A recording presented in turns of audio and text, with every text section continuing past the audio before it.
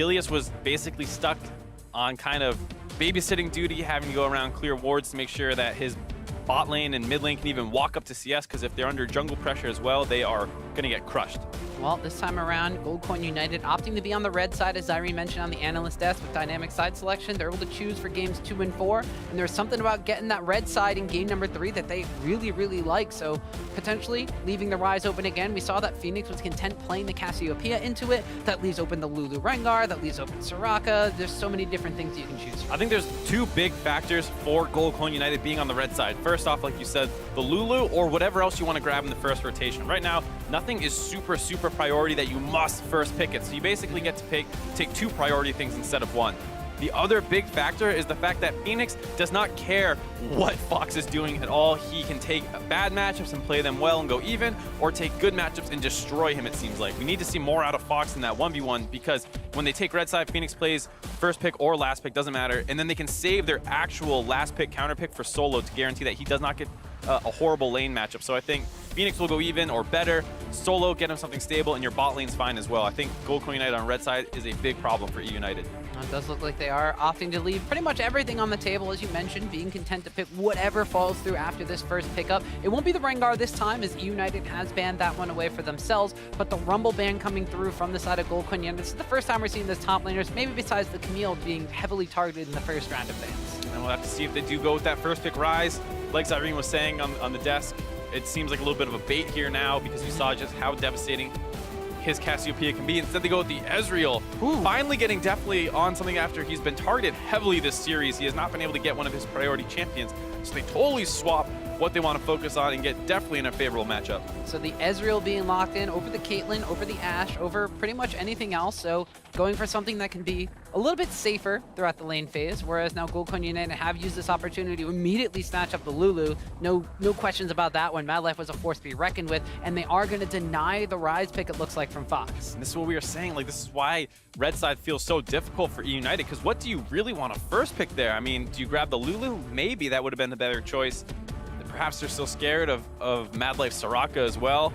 Maybe they have some kind of counter pick prepared for the Lulu now, getting kind of forced into a desperate game 4 here. And like we said, also the Ryze coming in, Phoenix will play the bad sides of the matchups, or if you take it early, he'll counter pick you. So very tough for United. It looks like they're going to go with that Karma, which was banned away in the last game. Pretty happy to get Zeyzal back on that one. Yeah, Ezreal Karma, definitely the opposite of the Soraka Sivir lane. But the Soraka Sivir lane is kind of like, we're going to survive the entire time. Eventually we'll do wave clear things. We can speed you up and get you into fights. The Ezreal versus Karma is, we're going to poke at you, we're going to poke at you, we're going to prod at you, we're going to get you low and force you back away. So now eUnited potentially with some priority in that bottom lane. The game they did wind up winning is when definitely was playing that Caitlyn pickup, and they're going to pair it with the Jace again, which is what they utilized in game 2 to secure the win. Right, the Jace pick was something that Fox played very well. Still was in a little bit of a tough time in the mid lane earlier on, but with Exhaust, Jace is pretty much like we said, doesn't have that many losing matchups. Into the Ryze will do fine for the most part. Well, for the most part, he didn't do fine into Phoenix's Ryze game too. Yeah, I mean, he was still losing the lane, but he was not getting destroyed like we saw when he was getting counter picked. So I think that's a big thing for them, forcing the Ryze blind, while not great, at least allows you to take Fox into something he's comfortable playing. No surprise also to see Goldcoin United take the Caitlyn away. Lulu Caitlyn, one of the strongest push lanes. Both of them just able to queue the wave level 1 and basically secure that potential level 2 power spike. And they are making an adaptation in this ban phase, taking away the Gragas from Gilius. Last time around, they wound up playing a Rumble in the top lane, which is banned out in the first phase. The Renekton's still on the table. They want to ban away the tank out of the jungle and try to force Gilius to play something a little bit more carry-centric, and then put Licorice back on one of those top lane tanks, not something that can deal out damage in team fights. They go with the Elise ban, meaning that they're kind of telegraphing themselves grabbing that Elise Sin. Going to be interested to see what eUnited does here. They do have the option of throwing another jungle ban down here as well. There's kind of Kha'Zix up too. There's the Kha'Zix available, so maybe you let them grab the Elise, the Lee Sin and play the Kha'Zix into it. That matchup has gotten a lot better for the Lee Sin.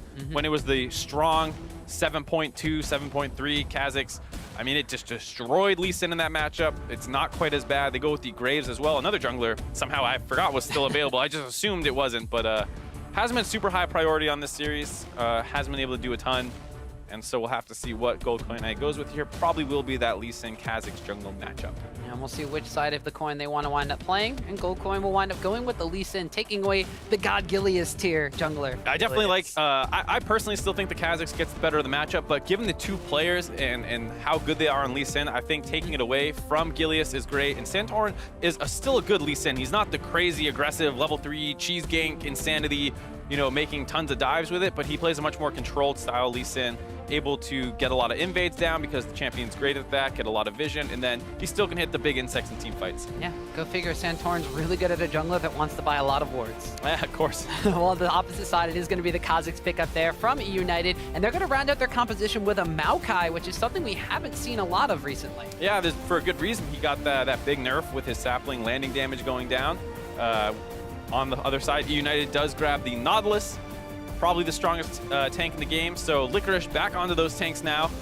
The Renekton was kind of a tank, though he didn't really get a chance to frontline for anybody because his backline was non-existent. This time around, onto even more of a pure tank, but hopefully not as disastrous of an early game coming in for eUnited here.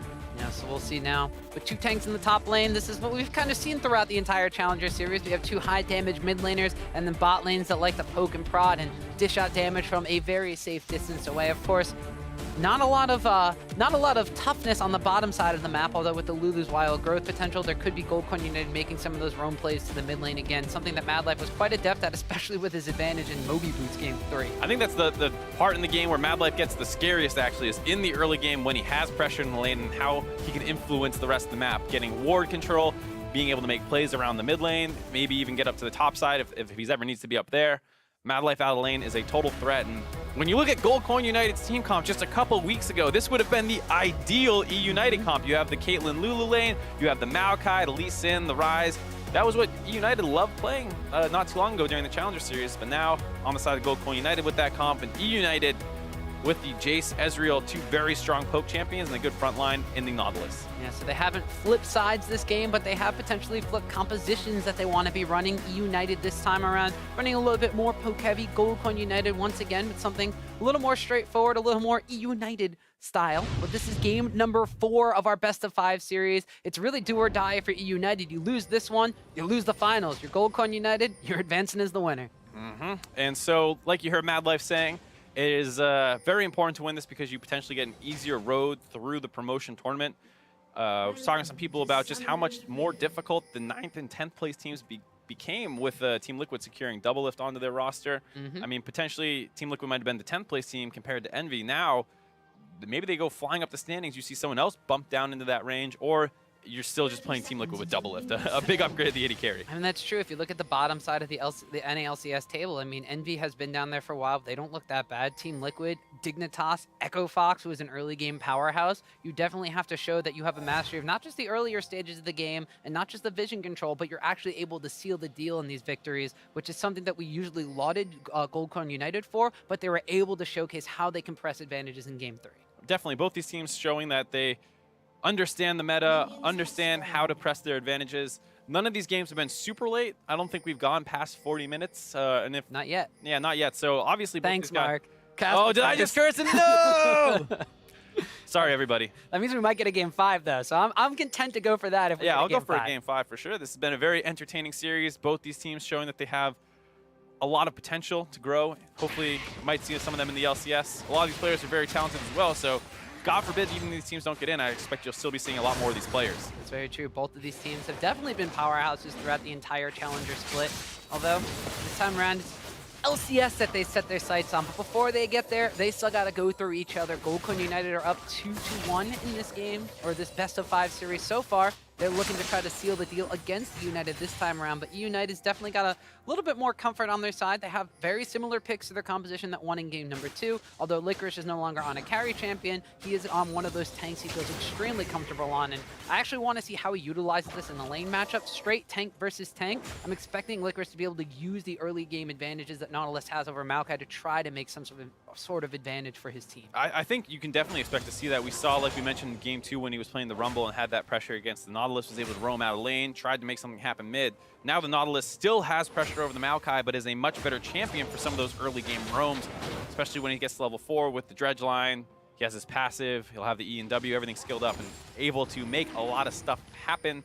Can either meet up with his jungler, try and go for invades together, or just make some roam plays around mid. We saw he was happy to do that. Gilius utilizing this Kha'Zix pick to jump over the wall. We did see pings coming down from the side of GoldCoin United, so they know that's there. And we see same thing that happened in game number 2. Madlife using an early flash because he knew the jungle was around not to get rooted down by that Karma. It's nice to see that early flash out of Madlife as well. Sometimes you see the Karma going for the really early aggressive flash to keep the tether range so that even if the enemy does flash, you're still in range.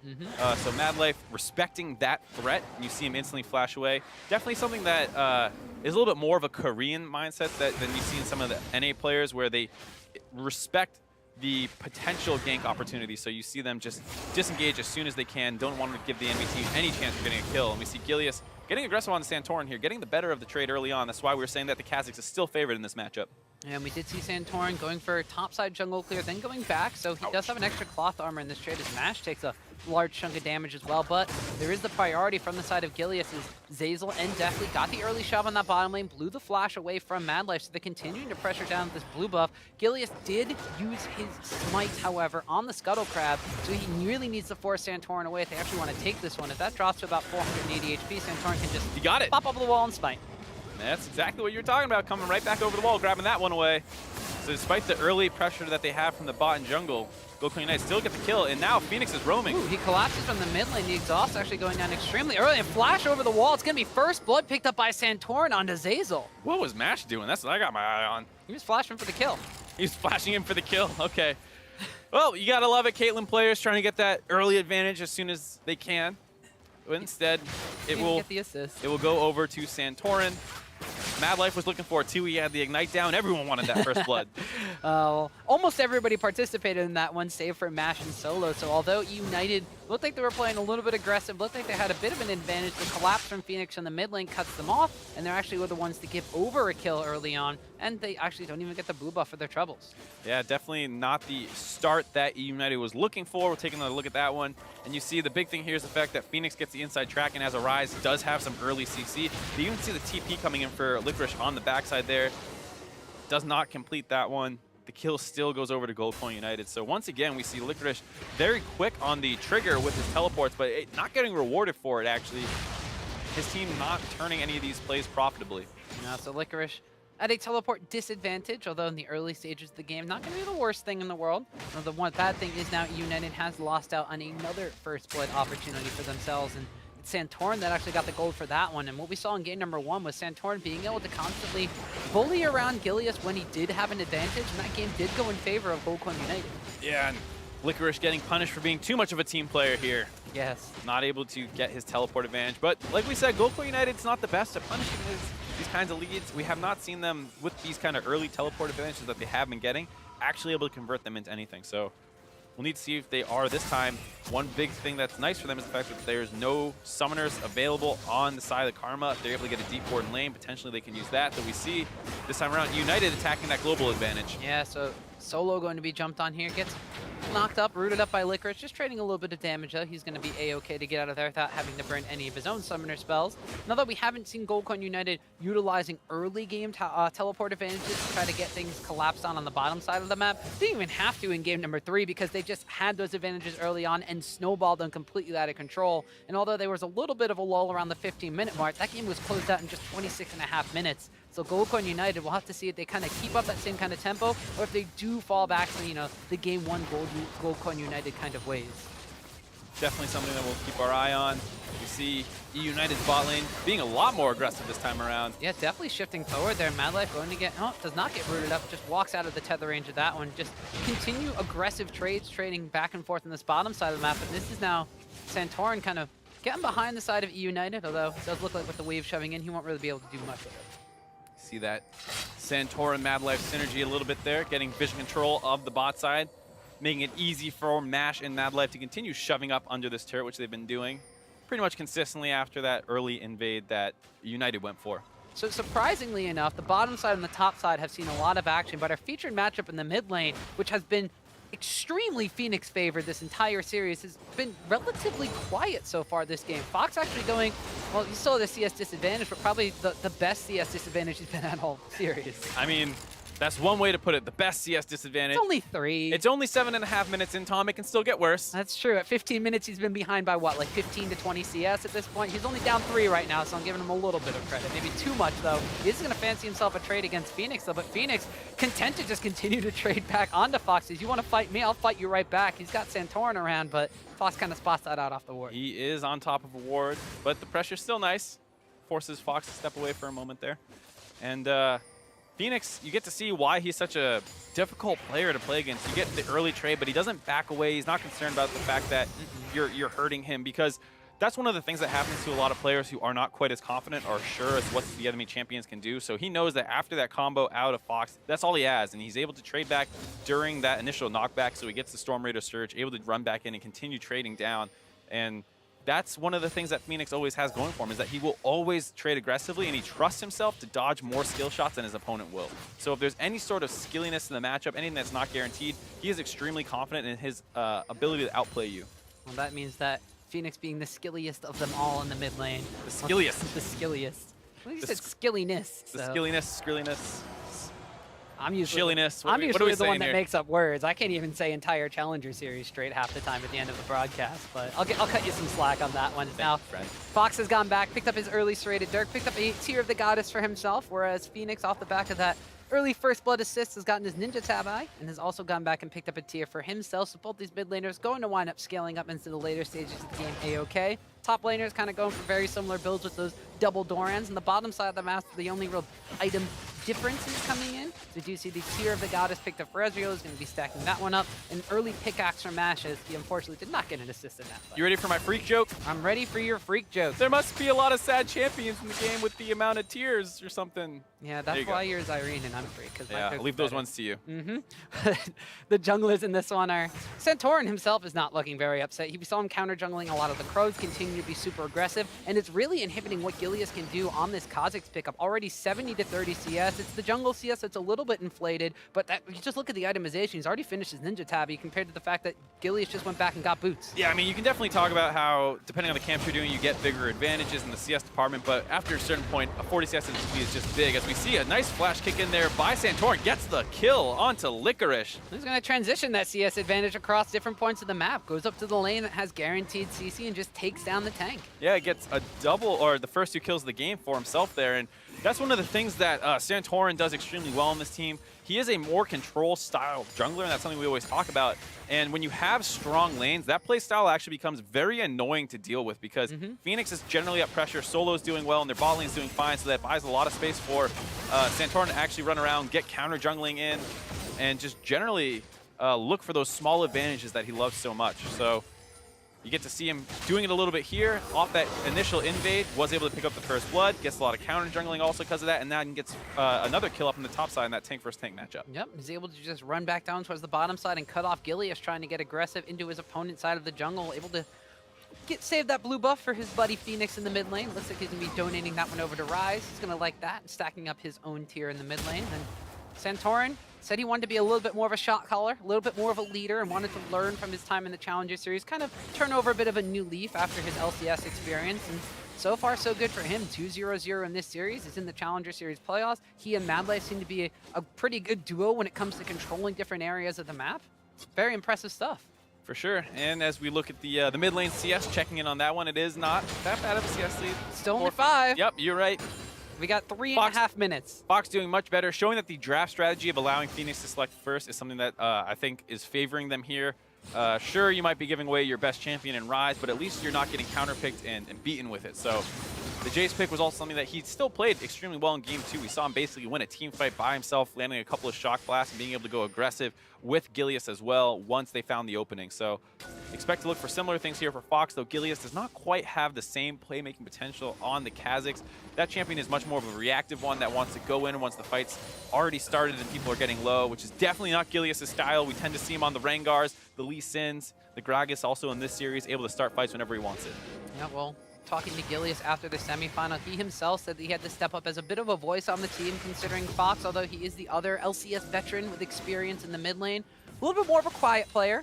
So Gilius and his aggressive tendencies have really kind of come through in the way that eUnited plays the game. And if he's on a champion that can't necessarily start the fight, we have seen him struggle ever so slightly in the Challenger Series. And it looks to be the same kind of case here is Goldcoin United, 2 kills to 0. We're still under 15 minutes, but they've accrued about a 2,000 gold advantage just off of these CSDs and early kills. And Gilius did say in that interview that he actually likes that pressure of needing to do the shot calling because on this team, people listen to him. The rookies respect his calls and they follow up on them, which is nice when you see Licorice on a tank that you know he'll follow up on the engages. You see Goldcoin United trying to make a play on the bot side, Let's see if getting they chunked follow out. up on this. There's a teleport available for Licorice, but Solo in the same exact thing. GCU getting a little aggressive on this side. The teleports are coming in. Looks like it's going to be from the side of eUnited only. Solo holding on to his. Licorice on the backside, and Gilius continuing to press forward, jumps in by himself. Maybe a little over-aggressive after all, as he winds up giving away a kill. Licorice cannot wind up landing the Dredge line. The shock blasting gate combination takes Santorin low, but GCU take a kill, walk back out. United might still be able to push onto this, though. They are at a massive health advantage, and they still have Licorice. They're going to try and burn this turret down and dive even if they can. The depth charge goes out. They're able to wipe the wild growth on the Phoenix, but he's going to wind up falling down, and eUnited are just going to charge through the tower. Now Solo's come in with the teleport, but it's already a double kill for Licorice. The 2 tanks have picked up all the kills in this fight. Licorice is just going to bop Solo on the head, so he can't chase after Fox and Zazel, but Santorin's still around the backside. He lands a Q over the wall. He could continue to go in, but instead decides he's going to focus on the ground. See Goldcoin United there being a little overconfident based on the fact that they did have a kill for them, but it was still a 4v4 in that situation. Now Solo caught out. Yeah, he's got no flash available, so he's going to get rooted up. Karma rooted, knocked back, pushed against the wall. Is he going to fall down? Timber! They cut the tree down. He's going to go down. Now they're going to keep trying to pressure onto this bot turret. They really want that first turret gold for their team. They have pretty good champions for pushing, but Santorin is around, able to force them back for now. And now you got to worry about eUnited staying on the map too long. They have 3 members below half health hovering around this bot lane here. Goldcoin United not quite back yet. They might be able to grab this turret, but they have stayed on the map for a very long time. Ace in the hole gets used. Caitlyn and Lulu are coming down to meet in this bottom side. They put a ward over the wall. They do spot out Gilius, so it will be United wisely backing away, not staying too long. And there you see what happens when your teleport does not come through. Goldcoin United, even though they get that early kill based off the over-aggression by Gilius, they're still 4 men strong versus the other 4, and the other team was extremely low. So eUnited was going to try and push that turret down. Goldcoin tried to defend it a little bit, but are unable to do so and get forced back. Oh, Phoenix not going to get jumped on the mid lane. Winds up using the Realm Warp, goes forward, almost takes down definitely as he gets out. I mean, I got to say, for the most part, Phoenix's Realm Warps are good. As we see, that's exactly what I was talking about, staying on the map too long. Everyone had to reset, so the bot lane of Goldcoin United, after getting a lot of chip damage down that turret, remember, that whole play started with a potential dive opportunity here. So you know that Goldcoin United, as you see the turret already below half health, has been hitting that one pretty consistently over the course of the laning phase. And then eUnited want to get aggressive. They want to get something off this TP. They've had a lot of ineffective TPs over the course of the series. They go hard on Mad Life, and Santorin just kicks him away for his 3rd kill of the game. But then they overstay thinking that they can defend this turret, and eUnited go for the dive. Yeah, and you mentioned already Gilius wanting to be one of the more driving forces, saying that this team respects his calls. So even though Gilius wanted going in and wanted going down, his team continues to follow through with the aggressive play. They dive through the tower. They're able to pick up multiple kills, even though Solo kind of comes in the backside. I guess overall evens it up at 2-2 apiece. United actually still wind up making the best out of that teleport situation. A little bit of an overextension there by eUnited's front line, leaving Deathly behind to tank the turret. Would have been much better if they just focused down onto Mad Life, finish him off, and then get the turret. Instead, they chase through, and then your 80 carry goes down. Small misplay there by eUnited. Doesn't turn out that bad for them, however. And now they're still down, though, a little over 2,500 gold to go into Mad Life, though. The flash forward, the knock up, the root. Mad Life taking a lot of damage, has to blow the ultimate on himself, so the Wild Growth would not be available for a while. Now Mash getting turned on here, although on the backside, Santorin finds himself Gilius, and Phoenix has joined the fray. It's a double kill for Santorin. Mash actually rejoins the fray and picks up a kill for himself. eUnited getting too antsy with these dives. You can see how aggressive the team of eUnited is and why they've been so good at snowballing leads over the course of the Challenger Series. The problem is they're going up against Goldcoin United, inarguably the most individually talented team in Challenger Series, so that their early leads that they're used to building, they're not getting. And they're making these plays from behind, and Goldcoin United can match them. And we see here, this was a play started by eUnited getting super aggressive under the tower, but Mad Life living longer than they thought he was going to, and at the same time, GCU catching out the other side of eUnited from their own jungle.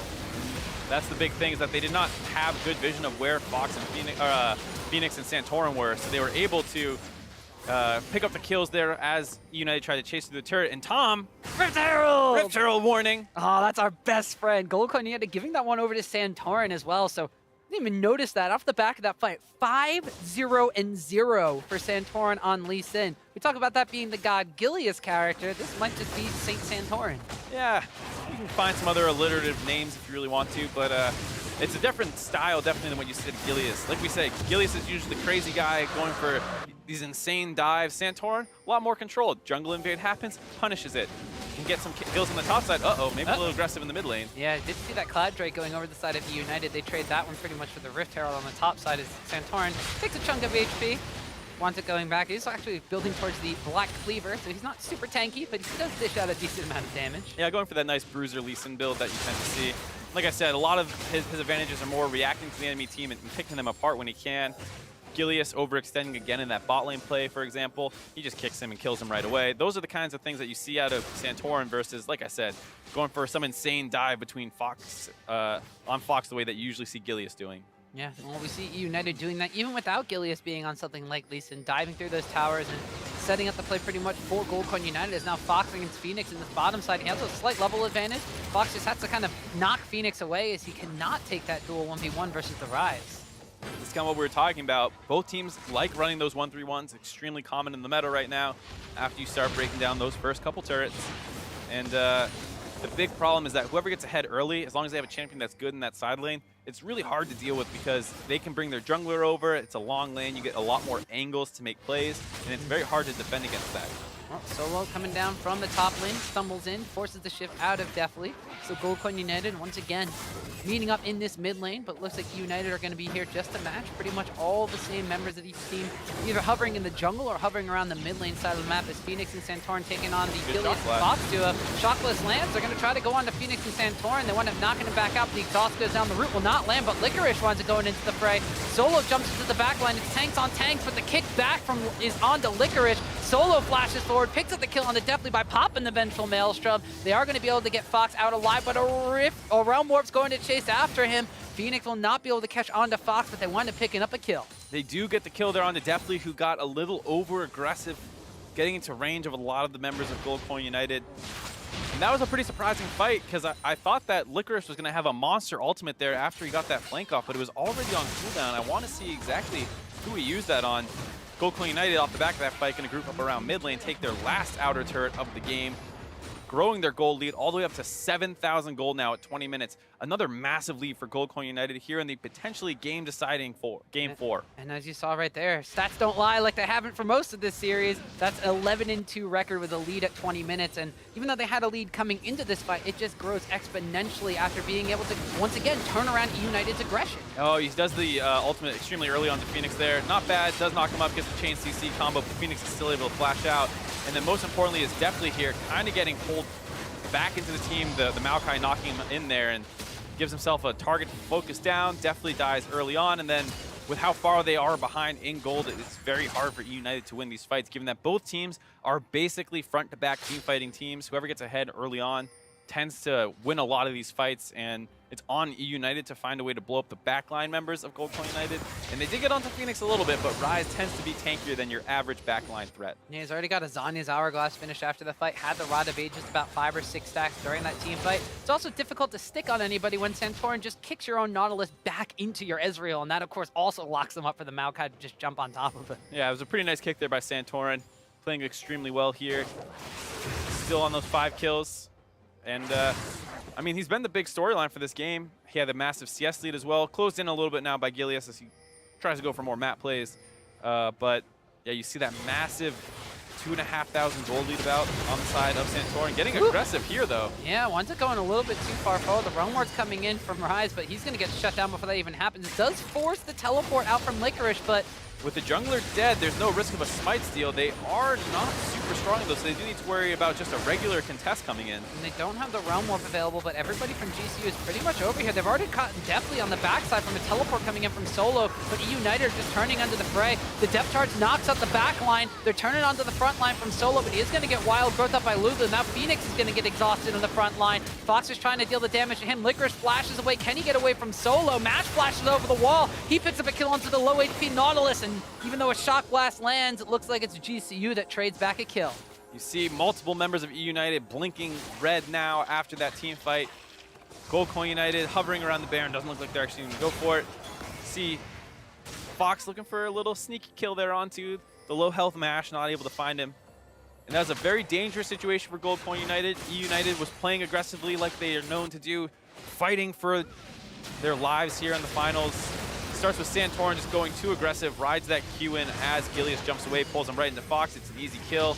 And then they finish their TP. They want to get something off the back of that one, and so they start the Baron off, hoping for a team fight, but the nice TP flank ward cuts off definitely and allows him to get chunked out really early on to start this fight. There was nowhere Definitely could really run that he was going to be safe. If he went the other way, he would have been going into 3 members. And eUnited getting a little bit too aggressive to go for that Baron call. They didn't know how far away Phoenix was. They didn't have any vision on that top side jungle. So even though it looks like it was a good play to try to force something out, the following fight, they just were not ready for it. Definitely being caught out meant there was not a lot of DPS on the front side. They weren't able to melt down solo fast enough, and Mash content to use his flash aggressively to pick up a kill. Definitely not a great call for eUnited, because even if you don't see Definitely get caught out right at the start of the fight, which was the big problem there, you're not doing that much damage to Baron that quickly. So Gold Coin United has plenty of time to play that one slower, have the Caitlyn put some traps up, start zoning away with the Maokai, and then once it starts getting around to 4,000 health, then they would start actually trying to contest it. So eUnited would have to be tanking Baron for a fairly long period of time there.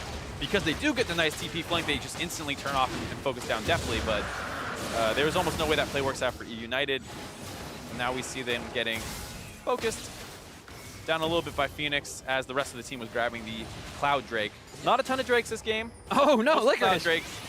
Almost goes directly back into Mad Life and Gold Coin United, but now with the Cloud Drake under their belt, their first one of the game, Gold Coin United zoning away the rest of eUnited from their mid lane tower. They're going to take a tier 2-1 here without much pressure back from eUnited, although Gilius over the wall does wind up flashing in, uses the Void Assault, and then get hit up by the ace in the hole, winds up landing between multiple members of his team. Gold Coin United content to take the objective and back away.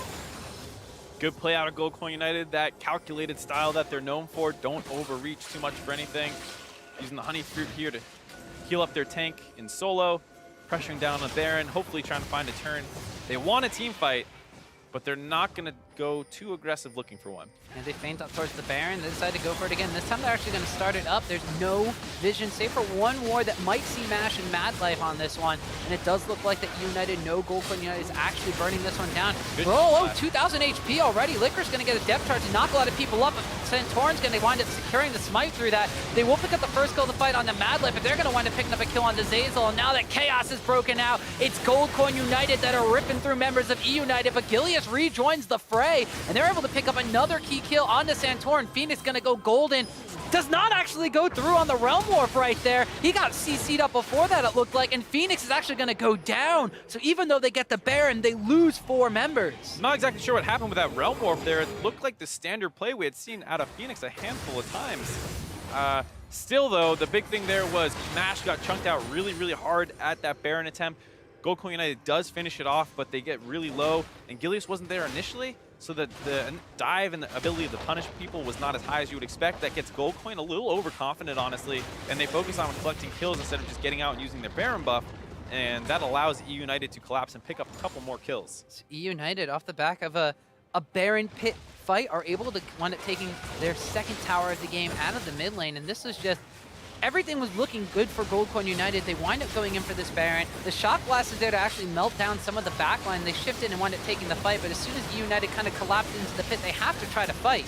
Mad Life used his ultimate on himself. Can't help but think that's a little bit of a mistake there. Even if you just throw it onto someone who's not taking damage right then, you had a number of members who are low, and you can just use the extra health pool to benefit them over the course of this team fight. There we see Gilius coming up in the collapse. They jump on the Phoenix, and here he uses his Realm Warp. A little surprised to not see him go through that one. Not sure what was different from that situation than the one that we saw previously in game 2, I think it was. I'm not 100% certain if that was the first time Licorice hit him or not, and maybe the Nautilus route was able to cancel that out. Not 100% certain, but either way, it's only one Baron buff left on the side of Gold Coin United, and the big member of that was the fact that Gold Coin United turned that one around. It was technically a 4v5, but Gilius was left untouched, and as you mentioned, this Kha'Zix pick likes cleaning up fights, likes being the person to go in after the fight has been started, even even though Gilius isn't the one to do that himself, in that situation, it played to the strength of the champion. He helped turn around a lot of those kills. As now, looks like Goldcoin United is going to try to utilize that one Baron buff they have. The Naka goes forward from Licorice onto the backline, but he's taking a lot of damage, stepping on some Caitlyn traps. Solo goes forward towards the tower, but Santorin picks up a kill onto Fox. So one of the big damage threats from eUnited is already down. Gilius going to hop, skip, and jump forward, takes a large chunk of his HP bar. Zaves is going to be the one that takes the ace in the hole from that. Goldcoin United pick up a kill. eUnited tries to start that off before the rest of Goldcoin United reinforces in the top lane. Not actually able to get onto any of the priority targets, at least another one of those kind of front-to-back team fights, and you see Fox get a little too far forward. Santorin finishes him off. Now Solo TP's back in, they want to continue this push. Yeah, TP's in on the minion, but it was Phoenix tanking up the tower, but that push is going to continue going forward. Only one Baron buff is needed to power up these minions, Mark, and it looks like they're going to be enough to take down that top lane inhibitor. So GCU have a little bit of a misstep of a fight, but convert it into more advantages with an inhibitor down in the top side. Licorice wants to give chase, and Gilius is on the backside of this fight, but they're 9,500 gold behind, and I don't know if they could take a fight. Yeah, Gilius gets chunked out instantly for being on the side there. They're still trying to chase them down a little bit. But the members of Goldcoin United are really not that low. Phoenix still around 75% health. Solo totally full health, and same with Mad Life. So United not actually able to chase down there. They lose their inhibitor. It looks like the game's slipping through their fingers now. And eUnited are hard pressed to come back into this one. The gold advantage soundly in favor of Goldcoin United. The kills 13-9, and we're still under 30 minutes into this game. So everything that we've said against Goldcoin United, they take things slow. They don't necessarily push their advantages as fast. They've definitely shorted up in Game 3 and even in Game 4 here, where eUnited was putting up a bigger fight in the early stages of the game. Goldcoin United have been able to turn it on. Yeah, Goldcoin United showing that they do still have a little bit of that Game 1 slowness that we saw. Even though it was much faster than what we're used to seeing, yeah, they still have picked it up as the series has gone on. Game 3 was a complete destruction of eUnited. And this one, despite not having all those kind of lane kills that they had from Game 3, they still had a huge gold advantage 20 minutes in the game. So really impressive to see Goldcoin United kind of snowballing through with this one again.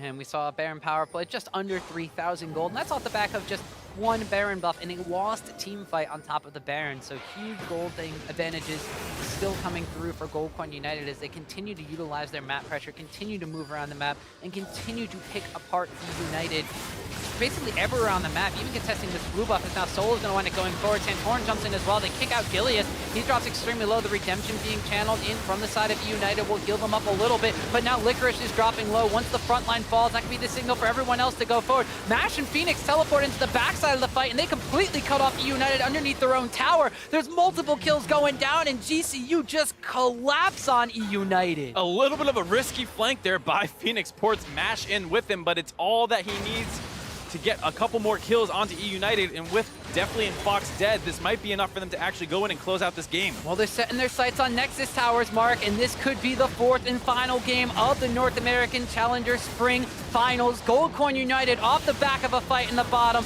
off the back of what looks like a 3-1 victory, will be advancing to the promotion tournament, the winners of the Challenger Finals. Goldcoin United show that despite coming in with preseason hype and floundering a little bit throughout the season, that they are the best team in the Challenger Series, winning 3-1 fairly decisively against eUnited. And not only did they show it throughout their entire play, but their individual players themselves were outclassing their opponents, specifically Phoenix in the mid lane, continuously dominating Fox in this 1v1 matchups. And we also saw better team play, like you said, than we saw in these semifinals, where they were able to get a lot of dragons, and that's great, but they took a really long time to end games that they had fairly big leads in. This time around, getting monster leads at 20 minutes in the last two games, and showing that they know how to use those leads to actually end the games quickly. Right, converting on those advantages was a big thing that Goldcoin United was having trouble doing throughout the Challenger Split regular season against Tempo Storm in the semifinals. They're able to shore up a few of those holes. Game 2 in that series is super long. Game 1 in this series was a little bit longer as well, but games 3 and 4 showed that when they have an advantage, when they are able to utilize their composition together as a united team, they're able to close out the games rather quickly. Yeah, it's not over for eUnited though. Still going to be going into that promotion tournament. A little bit tougher of a road now, most likely. And Goldcoin United going in as the #1 seed coming out of the Challenger Series. You see a lot of smiles on their faces, a lot of relief. I feel like they, more than pretty much anyone else in the Challenger Series, had a lot of hype like we said, around them, that put some pressure on them to perform, because when they started struggling at the start of the season, it was a bit of a surprise to everyone. You saw in some of the post-game threads people talking about, oh, a lot of these guys are washed up, like, yeah, MadLife's not the player he used to be anymore, and I think he showed, especially this series, that he can still take games over from the support position. No, well, MadLife himself, we had heard from him earlier on in the playoffs saying that, you know, he's coming over, he's just a Korean support at this point. He loves the attention that everybody's giving him, and he has the storied history, but he's here to prove himself as still being that dominant player, not just the legacy he's brought. Yeah, I think that's a big part of it, is to realize that this is a new chapter for MadLife. This is not Season 2 MadLife on one of the best teams in the world.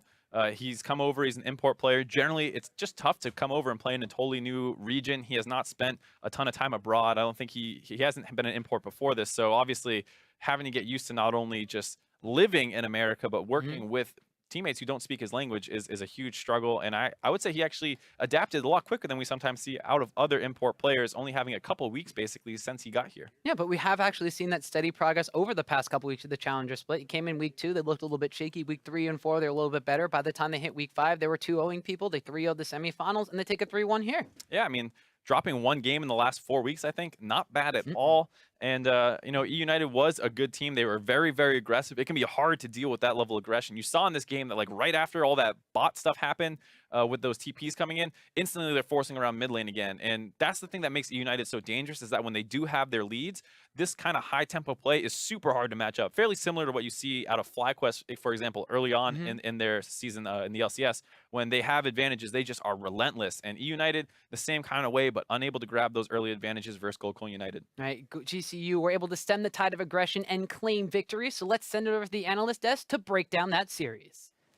Thank you very much, gentlemen. Great cast in the day. And look, you might as well crown Gold United for, you know, a great series right here. 3-1, deservedly so. You smiled, you caught it. Good for you. So let's go and start with Champ Select here. Some very interesting things going on, specifically bans in the second round from GCU, banning out 2 magic damage junglers, forcing low magic damage. A bunch of Ninja Tabbies loved it. Props to Loco Doke and the rest of GCU for that. And there you go. Yeah, I thought it was actually a very clever strategy, because when they banned the Rumble in the first round, I was like, why are they doing that? And it's kind of like that high magic damage dealing top laner that's in the meta right now. And then they banned the 2 magic damage dealing junglers. The Rise, they put Jace. Ooh, exactly. When they already had their 80 carry picked up, the Ezreal was first for eUnited, so they can't pivot and take a Ziggs. They already have Jace locked in, and they already have Karma, so they can't pivot and take something like a Zyra. And they also, the only way out of that is to put Jace top and then get counter-picked as the last pick. And have a magic damage dealing mid laner like a Cassiopeia and then counter the Rise. So that would be the way out of that situation, but they wanted to have some type of frontliner, because otherwise you're stuck without a frontliner, and they took Lee Sin after banning Gragas, so they were making sure that they didn't really have any tank junglers left, no magic damage dealers left in the jungle, and so you had to go with this strategy here, or you risk like a really bad matchup for your Jace top. Yep, and of course there's more to the game as well. The fact that it snowballed out of control pretty early again, it felt like this series got sort of better and better for GCU as time went on, which is good to see them kind of continue to improve. And we want to show you guys the end game team fight, the one that crowned GCU the champion. At this point, they're up 10,000 gold. There's not much you can do about this, but we wanted to see him close it out. Yeah, pretty stylish here as well. Solo can just walk up, take as much damage as he possibly could ever dream of. I feel like his Maokai is tankier than all my Maokais. They just now got through the shields, and he's still healing himself during these fights. And he just does not go down. You can pump so much damage into him, and when everybody else starts walking up, you have to swap targets and make sure that they don't walk out, or else this Maokai's on top of you. It just gets pretty ridiculous. So honestly, the Maokai pick, the last pick there, I think it was super smart, and the way that GCU had played the draft out. Right, and it's interesting to note, right? Maokai, like, the nerfs were to make his landing phase worse. Okay, his landing phase is a bit weaker, that's fine, but he's clearly still did very well solo. Maybe a bit unsung during this match overall. Had a very good Camille game. You know, did well on the Maokai, you know, frontline properly, but it was just GCU being the better team on the day, and that's good to see that, you know, definitively this is the best team in Challenger. They're going to be up against what is likely to be Team Envy in the first round of the promotion tournament, and hey, that'll be a fun one to watch. Yeah, and I think like the difference between Envy and whoever is going to end up in 9th, or like let's just say Envy is 10th and whoever's going to end up in 9th, playing Envy is probably a pretty sweet deal, because their lows are much lower than the other NALCS teams, and their consistency is really, really wonky. They are more likely to have a bad day, and then their bad days are really bad. Whereas even if you look at the teams at the bottom, like Echo Fox, Dignitas, Liquid right now, those are teams that, their bad days are still not as bad as Envy's bad days. Of course, their good days can be very good as well. And of course, we still have to see. There's still 2 weeks of North American LCS action. Envy actually theoretically can make playoffs, so we will see what this shapes up to be. And as we talked about earlier with the promotion tournament, it takes 2 match wins to get into the LCS, so there will be another opponent for them. But of course, we have an interview to go to, so Mark, take it away. Thanks, guys. I'm standing by with Santorin after his 3-1 victory over eUnited. It was pretty surprising. You guys kind of crushed them those last 2 games. How did you feel about your individual performance over the course of that series? Because you really stepped it up in Game 4. I think in the beginning I was a little nervous. Obviously, I wanted to beat eUnited because there's Europeans like Gilius and Fox. I think in the last few games we played a lot better as a team. I think in the beginning we were playing to their strengths, which is a lot of fighting. And then we took it slower and slower, and then we took more calculated risk. Talking about that kind of difference in play style, you guys were a lot slower than them over the course of the season, basically. And then coming into this matchup with both teams being fairly mid-jungle centric, how did you guys feel like you were prepping for them? Were you trying to match their aggression early, or mostly like avoid it and try and get other stuff done? So I think the games that picked Ringa, it's like there's not really that much aggression with Ringa, so we felt really comfortable. But if it's like Lee versus Ka, I think Phoenix and I are better to do. We're not really that afraid of playing them. I think Fox is a really good Ryze player, so like we try to pick Ryze a lot of the games to like put him out of comfort, and I think it worked pretty well. Yeah, it definitely seemed like Phoenix had a bit of an advantage over the course of the series. Talk to me a little bit about what the season has been like for you guys, because you were probably one of the most hyped up challenger teams ever, behind maybe like Cloud9 Academy kind of situation. So what was it like dealing with some early struggles in the season? I think, to be honest, I expected early struggles. We're a new team. We're bringing imports. There's not really big of a language barrier because I think melee thing is just pretty good. But we didn't have them for the first weeks, and then after that, we still had to like figure out what style we wanted to play. Like, do you want to play like really heavy carry top early game, or do you want to like play more slow, methodical style? And I think throughout the weeks, we finally figured out how to shot call and like how to play as a team. Whereas like in the beginning, we were really up in the air. Yeah, I definitely felt like you guys kind of found your style over the course of the season, culminating in a victory here today. Looking forward to the promotion tournament. Is there a team in the LCS that you're looking forward to playing? Have you even been watching the LCS? Or are you guys just looking forward to relax? I definitely watch LCS, obviously. I'm still not sure what teams will be in relegations. So I think maybe potentially Enemy will be there, and I think that's a team that we can take down. Besides that, it depends on like how Team Liquid does now with the new roster. I think they're going to be way stronger than they were before, but I think we're looking really good going into promotions. All right, last question. You guys, you had to play against Gilius and Import today, maybe playing against Lyra. Are you scared at all playing against him? I'm not really scared of him, but I think he's a really good early game jungler. He's really aggressive, and he has really good pathing. I think he's definitely going to be a harder opponent than Gilius. All right, well, thanks for the interview. Congratulations on the 3-1 victory, and we'll go back to the guys at the desk. Thank you very much, Mark. As you heard it right there from Santorin, harder opponents ahead. And I tend to agree, actually. I feel like just if we talk about the LCS briefly, because, of course, we are going to be going in the promo tournament pretty soon, it was pushed towards the middle this season. I think like even a 10th place team like Team Envy looks pretty good, and it will be a tough test. Yeah, and I think the NALCS, I don't want to use the term like it's stacked, but I feel like there's no free team. And I've said it a few times where every team has been taking games off every other team. So either it's, maybe everybody's bad or something like that, but I feel like the parity between the teams is much closer than any other season. We don't have that team that's like 1-17, like Echo Fox or Coast, right? It's been a long time since we've had an LCS that is like this, where people are actually scrambling to try and get out of the bottom, and the middle isn't even safe yet. So a lot of the times we're locking in, playoffs, week 8, we already know who's in them, right? Or now they're jockeying for position. Now it's like, you don't even know if you're in playoffs if you're in 4th place. I agree. It's going to be interesting to watch. Of course, we will have an interview coming up soon with eUnited as well, but also we want to take this time to recognize our Challenger Finals MVP. Just heard from him, but Santorin does get the honors. Honestly, thought he played very well. That KP score is massive. He basically hard carried Game 4, started out like 5-0, something silly, but generally speaking, had played well in all 4 of the games, and it felt like for consistency's sake, Santorin worthy of the crown. Yeah, and he was talking about how he wanted to improve on being an aggressive jungler, and there had always been critiques of him being a vision-centric jungler, even back in his days on TSM when it was Bjergsen and some wards, right? He was one of those wards. So he had a very vision-centric style in Challenger, and now it seems like with Mad Life, they're teaming up. They are getting that vision down still, and they have upped the aggression without having to sacrifice anything like that vision game. So good to see some strides there for him. A guy who's definitely a veteran now, has been playing for over 2, maybe even 3 years competitively on and off Challengers. You know, from pro scene onwards, because of course a lot of these players, you know, of course, played on their Danish teams before, you know, if they didn't make LCS, whatnot. But you're right, Santorin's been in the public eye for a while, has generally been a solid player overall, and, you know, good player to watch, and we'll see more from him, of course, pretty soon. But now we've got an interview with Optimus Tom and Licorice from eUnited. Take it away. Thanks a lot, guys. I'm joined here by eUnited's Licorice. First off, thank you for joining me after a hard-fought series. It was your first time playing on one of the bigger stages here in LCS as a rookie. How was the feeling? How did you deal with the nerves of this entire series? The first game, I definitely felt really nervous coming into it. It's just like a totally different experience from what I've done before. And just coming into these games, it was more about like, this is going to be the best practice we get for relegations, like win or lose. So that's kind of the attitude we had coming in. Well, we did actually see you picking up a bit of a different style. You went for the Rumble in a couple of games, played a little bit more carry-centric. We talked to Broken Shard, your coach, earlier, and he said you weren't just a tank player, you're even better at the carries. You played carry versus carry today and carry versus tank. How are those matchups against Solo? I think Solo's actually a really good player. He kind of plays everything. I think we're actually very similar in playstyle. And yeah, I think that's about it. Well, you guys are still going to be making into the promotion tournament. So, you know, you're coming in as your first full split as in the North American Challenger Series. You're coming in as a rookie. How does it feel to still know that you're going to be battling for a spot in the LCS? It feels good. Like I said before, this was just practice. So expect a totally different team next time in relegations. All right. Well, I have a final question because you will be one team in those relegations. And of course, we already heard from Santorin who he thinks is going to make it in there. You guys will be going up against the 9th seed from the NALCS. Who do you think is going to be the team you have to face first?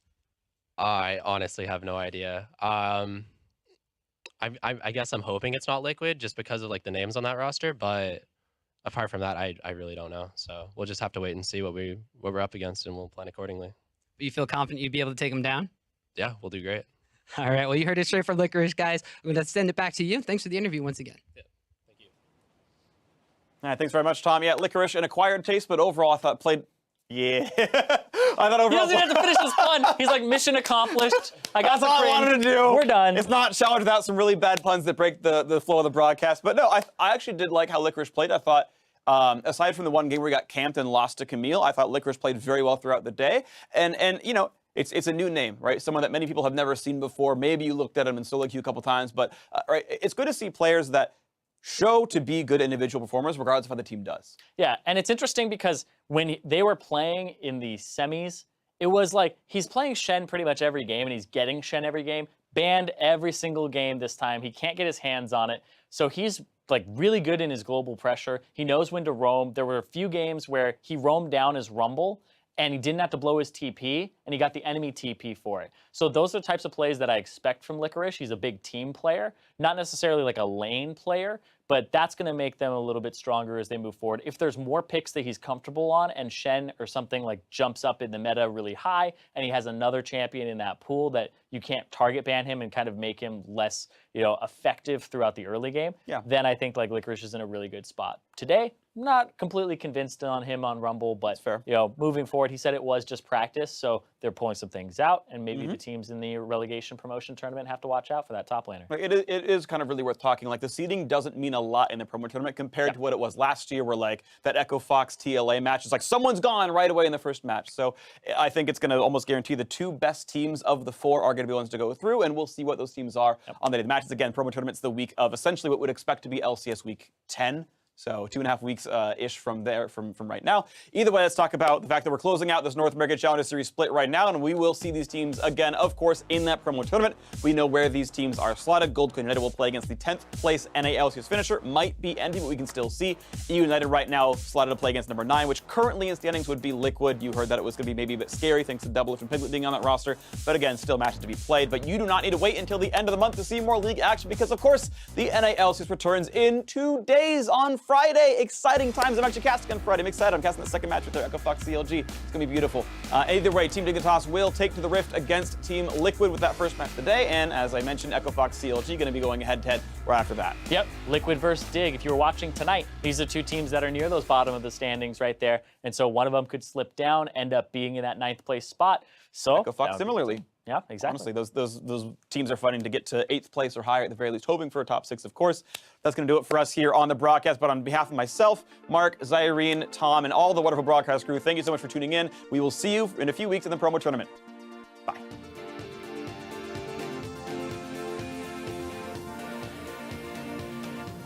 It's the North American Challenger Series Finals. One of these teams is going to take the victory. The other team will follow them into the promotion tournament, but they're going to have a little bit more of a difficult time doing it. You win. Rise. Can we go Rise of silence. Finish Kill Rise. No flash. He's slowed. Go. Let's go. Can he stay alive? The flash throw from Licorice, he wants blood, but he's going to get turned into a little snowman under tower, and Licorice goes down. Karma.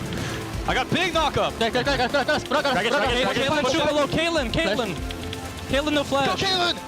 Okay, nice. The equalizer goes down, and this could be what eUnited's looking for. Fox jumps on the Santorin, but he's barely going to stay alive. The front line goes down, as definitely picks up the first kill of the fight, and now they're collapsing onto Phoenix. Ringer. Fight. I'm in. Rush. Not going. Kill their backline. Kill their backline. Nice. I'm taking. Mash getting turned on here, although on the backside, Santorin finds himself Gilius, and Phoenix has joined the fray. It's a double kill for Santorin. Mash actually rejoins the fray and picks up a kill for himself. Mash and Phoenix teleport into the backside of the fight, and they completely cut off eUnited underneath their own tower. Gold Coin United, off the back of what looks like a 3-1 victory, will be advancing to the promotion tournament, the winners of the Challenger Finals.